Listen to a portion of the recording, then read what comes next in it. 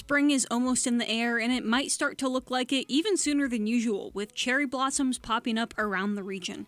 From New York City to Newark, we'll take you around some of the prime viewing spots for these trees. Starting in Manhattan, the Central Park Conservancy created an online tracker to guide visitors around the park's 6 best locations to view the blossoms. That will give you, in real time, the best options for viewing cherry blossoms.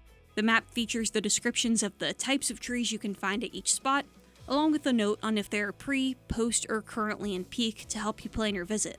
Some of the trees are already blooming. You'll spot a few pink flowers on the west side of the reservoir right now. If conditions are relatively mild, there's kind of a perfect time when all of the varieties are at what would be their closest to each of their peaks, and walking around some of those areas of the park can be really nice along the reservoir, especially where the cherries, some of them do lose their petals. It creates this really kind of cool effect between the flowering trees and the ground. Meanwhile, the Brooklyn Botanic Garden has an interactive cherry watch map on their website, where you can take a virtual look around to see if the trees have bloomed and where to find your favorites.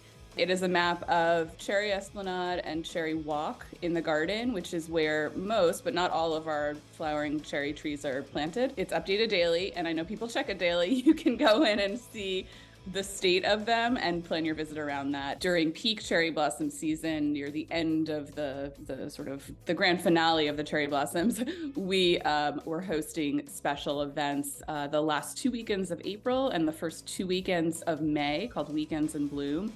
And those are just chances to see not just the cherries, but so many other spring flowering collections in bloom. Finally, up in Newark, the Branch Brook Park is famous for its massive landscape of Japanese flowering cherry blossom trees. It's home to over 5,000 in 18 varieties, topping the U.S. as the largest and most varied collection. The park hosts several events throughout the month of April, including runs and a family day. They'll give their prediction in late March for when visitors can expect the best time to view them. So get out your calendars and keep an eye on these websites. You'll have plenty of chances to catch some great views as we start this spring season.